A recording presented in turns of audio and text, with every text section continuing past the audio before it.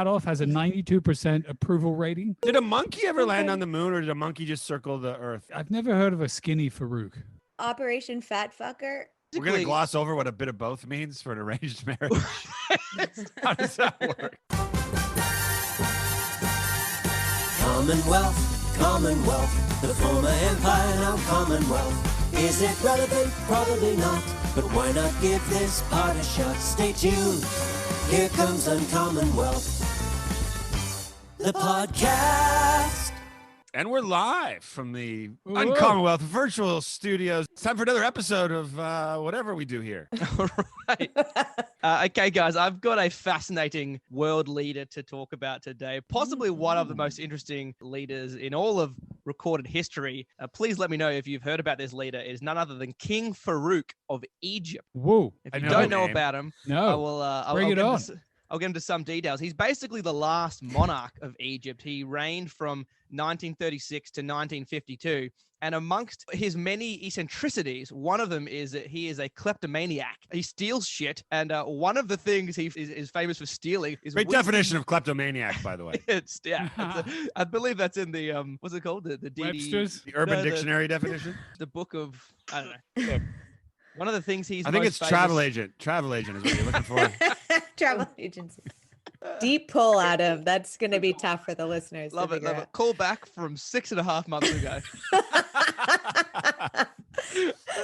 When he would meet with the Egyptian elites, when he would go and stay with them, or when they would visit him, he would steal all of their shit. And then once he started getting bigger on the global stage, he would steal things from other global leaders. He's most famous for stealing Winston Churchill's pocket watch at a meeting in 1942. Yeah. Well, it feels like if you're the king, no one can call you on shoplifting, because then it's an international incident. Yeah, you just shove it in your pocket, you're good. Apparently, he actually pardoned an Egyptian thief on the condition that this Egyptian thief would teach him pickpocketing skills, which he then used to go and steal stuff from other foreign leaders. So he would actually pick their pockets as opposed to just he pickpocketed Winston Churchill and stole his pocket watch.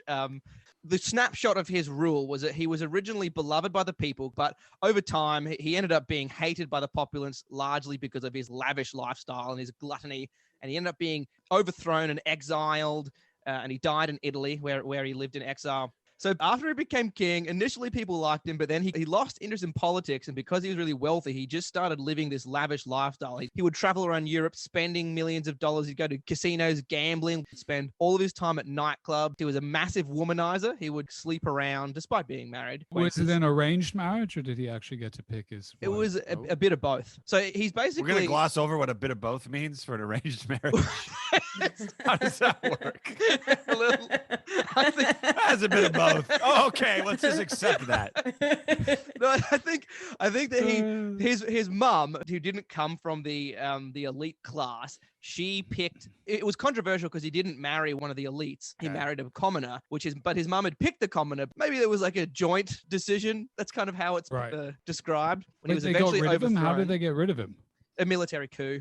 Wow. Military coup, got rid of him. They exiled him. And they've never had a king since. No. Wow. Sounds like he knew how to be a king. That's my takeaway. When he was overthrown, they found the largest treasure trove of porn that had ever been compiled at that point in time. He just had mountains upon mountains of magazines, pictures, you name it, like mountains of porn, coffee mugs. It was before the internet. What was he supposed to do? This guy had rooms dedicated to his porno collection. I mean, he sounds way more interesting than The Crown. I don't know why we don't have a Netflix show about King Farouk. He had a red Mercedes, and he banned anyone else from owning a red car in Egypt. That's perfect. Prince Charles would never. Final fun fact is that in November of 1943, he was driving to a yacht he had just bought to go and inspect it, and he was involved in a car accident. And so he's taken to a British army base, and he just loved flirting with all the nurses. So he basically recovered really quickly, but just pretended to be injured for ages just so he could stay and continue flirting and fraternizing. He stayed to the point where he missed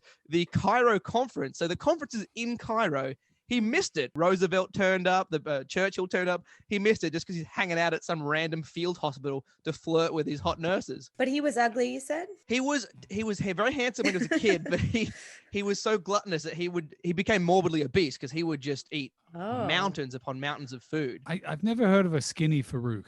It's always a fat Farouk. That's It's such a always good a fat point. Farouk. It's a fact. So here's another. I've got pages That's of the fun title. facts. The CIA had an operation to assist in overthrowing him, and it was called Operation FF, which stands for Fat Fucker. Oh, that's Come mean. on. That was the CIA's code name for the operation to help overthrow him. Uncommon wealth. We're going to do a little segment called What's in a Name? And it's inspired by a recent news piece about a Namibian politician named Adolf Hitler. Yes. Read about this Who was, guy. Really? who has won a seat in the local election, and now he says he has no plans for world domination after winning a sweeping victory in the local election. He was interviewed. Of course, the German newspapers flocked to interview him immediately upon his ascension to government.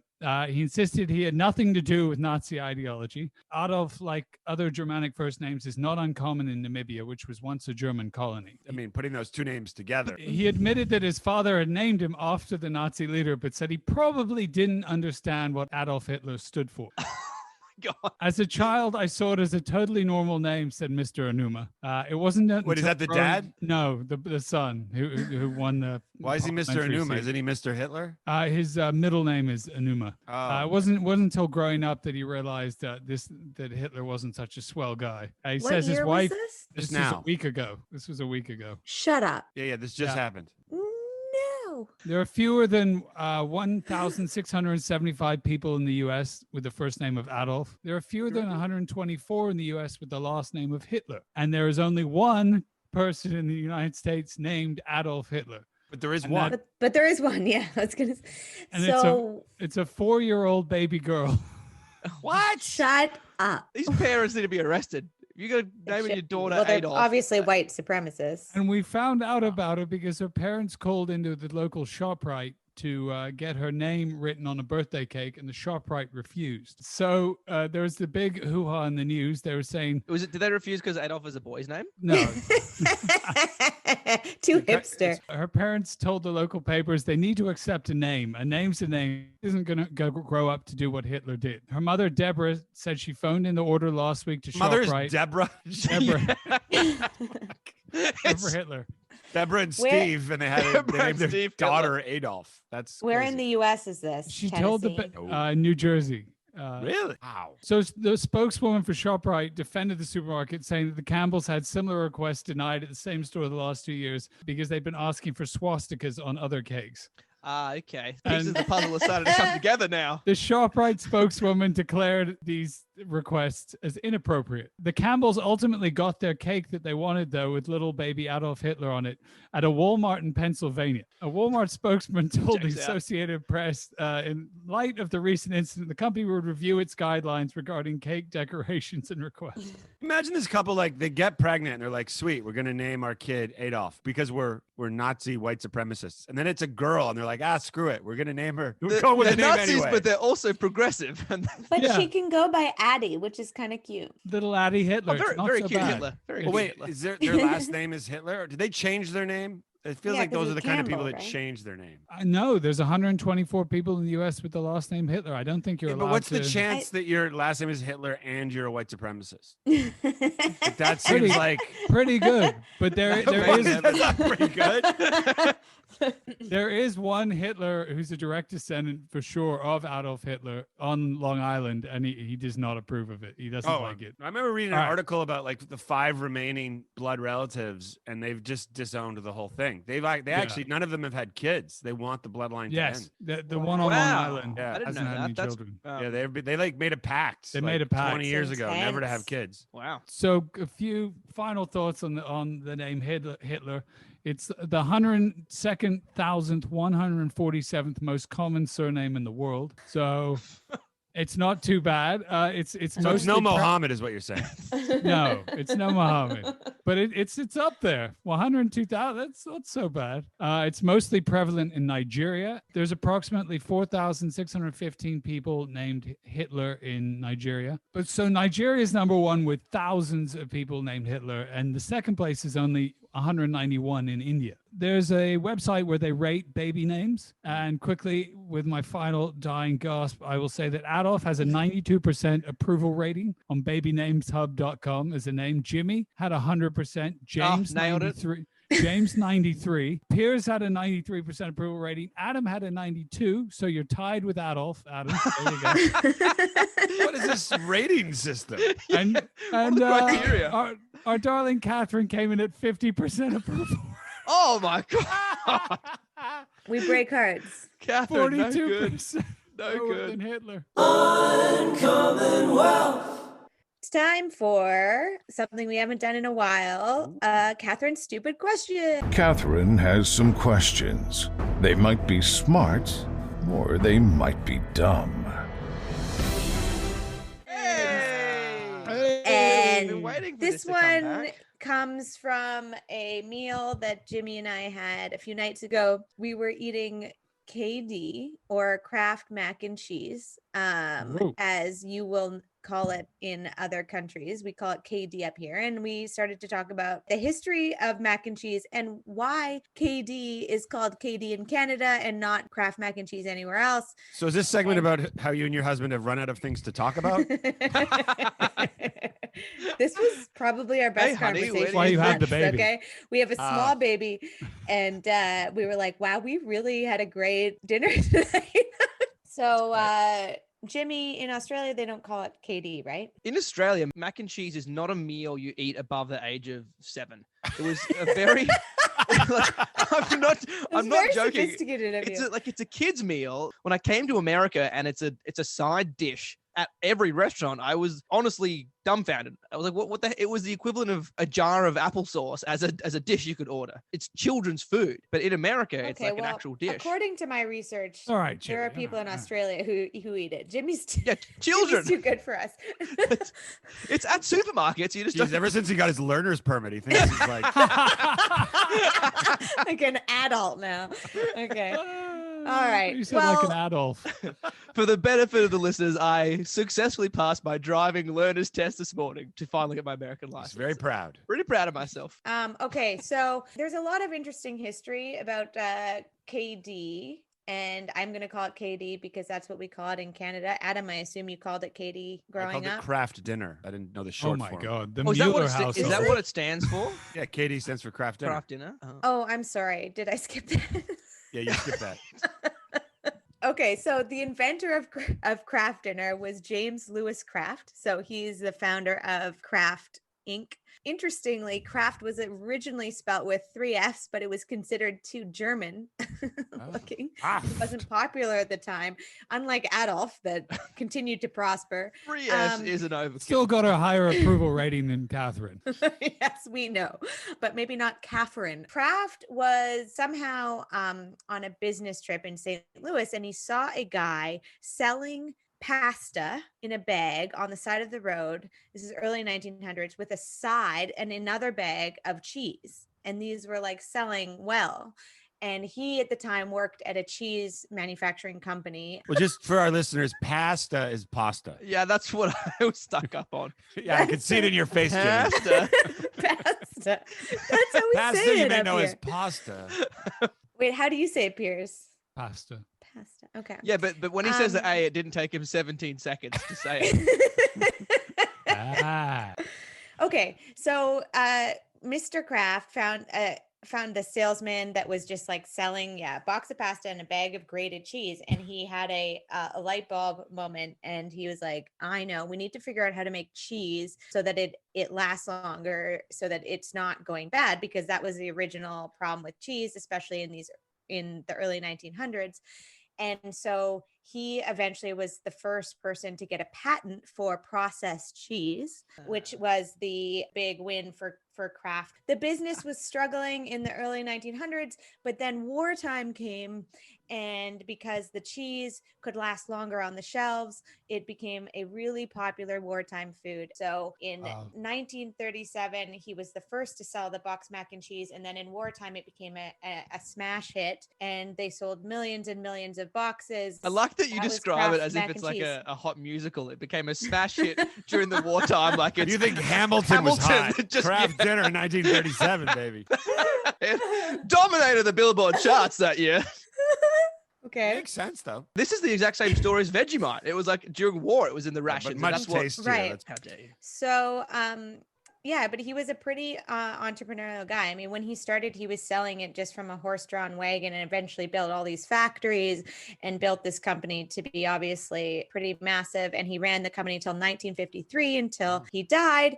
And now we have KD. And anyway, to answer my stupid question, why is it called KD in Canada? It's apparently because it's just a lot more popular here, and we needed to abbreviate it, because when things are popular, you tend to abbreviate them. But in nowhere else in the world is it called KD, and Canada eats a disproportionate amount of Kraft dinner. We buy 1.7 million of the 7 million boxes sold. So around 24% of Kraft dinner sold every week is bought in Canada. Don't know why really, but It's a we big loved thing, it, and we loved it last night. Fantastic. Also, great job Participation. navigating numbers with the years and such. Did very well. It was very smooth. well. It was almost all accurate if you Google it. Okay. I want to do a new segment, and this is such a good segment. From now on, this may be the only segment I do, because this is what I was thinking. All right, sometimes people will be like, "Who was the first to do this?" or "Who was the first to do that?" I want to go one level deeper. This segment is called "Who was the second?" Okay, so here's just an example. This isn't the actual what I want to talk about. This is an example. So in the 1981-82 NHL season, Wayne Gretzky set a new single season scoring record by scoring 92 goals. Who finished Whoa. second? 81, 81, 82. Brad Hall. Mike Bossy My bossy. Ah, fuck. with Wow, good 64. job. Who finished I third? had Who that. cares? This is about who finished second. Yari Curry finished third. No, Dennis Marouk of the Washington Capitals with 60 goals. Piers, you Okay. almost actually got that right, though, right? You said it He was just he was half a almost second there. after Adam did. Here's That just was my another guess. example, because Okay. since it's the first time we're doing this, I want to make sure everyone understands. Here's I another think the example. concept is pretty straightforward, Adam. Now But we're gonna do a second example. okay, sure. Let's. Okay. Why don't you use half of your time on examples? In the 1988 Summer Olympics in Seoul, South Korea, at the men's 100 meters, Ben Johnson won the gold, setting a new record time of 9.79 seconds. Friend of Who the was podcast. second? 1988 Okay. Summer Olympics. Ben Johnson wins. Carl Lewis. No, because Ben Johnson was Jenner. stripped of his gold for steroids, and Carl Lewis finished first. And Oh. second Oh, was you Dennis sneaky snake. Mitchell of the United States. Dennis Mitchell. Sneaky snake. See? Piers, So I give inter- you points for that. I give you Who points. finished second? Okay, so now let's get to the real thing we need to talk about. A few episodes ago, I think it was Catherine talked about the first Prime Minister of Canada, Sir John A. Macdonald. So who was the second Prime Minister of Canada? Not Mackenzie King. Ooh, no, that was World War II, so that's a couple hundred years later or whatever, but no, 100 years later. Alexander Mackenzie, though, so you had one of the names right. Oh. And he was Prime Minister from 1873 to 1878. But I feel like often we forget the person that was second. Oh, I'm quickly Googling second Prime Minister of Australia in case you ask that. I think this segment should be called Runner Up. Oh, runner up. That's another way to do it, because it means second. Oh, Adam's going to have to redo all of his examples now. But if, just to be clear, we could also call it who was right ahead of the person who finished third. That would be another way to say it. And is the segment just going to be you quizzing us on things we will never get? No, we're going to talk about that's Alexander fun. Mackenzie, he was a Scottish-born Oh, so now you're Canadian stealing my segment. politician. Right. Here's a question. Do you know why Alexander Mackenzie became prime minister? I did not know this No. until I did research on. Sir John A. Macdonald got kicked out because of a scandal. What? You're He's the seriously stealing Ben my Johnson of prime ministers. What was his scandal? It was called the Pacific Scandal. 150 members of the conservative government tried to influence private interests in bidding for a rail contract. Oh, yeah, this is like Catherine Oh. told us exactly this. 4 But weeks he ago. got kicked out. Did you talk about the Pacific Scandal? Yeah, She said that people I don't he was know. accepting bribes for the. I don't Yeah, remember but he either, actually, but he got Catherine. kicked out. Like they booted him, and then Alexander Mackenzie became Canada's second prime minister. I was so excited about who finished second, and then Catherine just got upset that I was talking about a prime minister. Jimmy What got about Jimmy what got about- sentimental for his segments, and Piers is just like, oh yeah, that's how England does it. And here we are. It feels like if you're gonna make a segment about being second, it should stay on that. This was really fun. See, I like it. If I like the idea. when Let's we do. can make fun of it. Runner up is what we're calling it. Oh, you okay? Catherine has changed the name. What was your name? After Who first. finished second? Adam, I love the examples you had to describe what the second person to do something is. Was so convoluted. You didn't pick like Buzz Aldrin or something like that. You went with. Oh, second man on the moon. That's a great one. Do you need a consultant for your future segments? Adam's like, oh, that's a good one. I'll do that next time.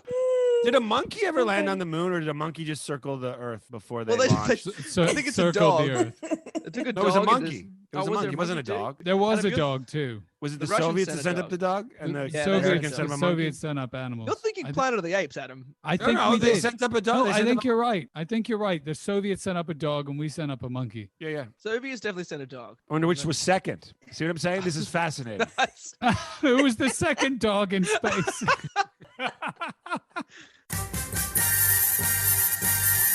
Like the Empire, we're almost done. We hope that you've had lots of fun. Was it relevant? Probably not. But thanks for giving this part a shot. Stay tuned for the end of Uncommon Wealth, the podcast.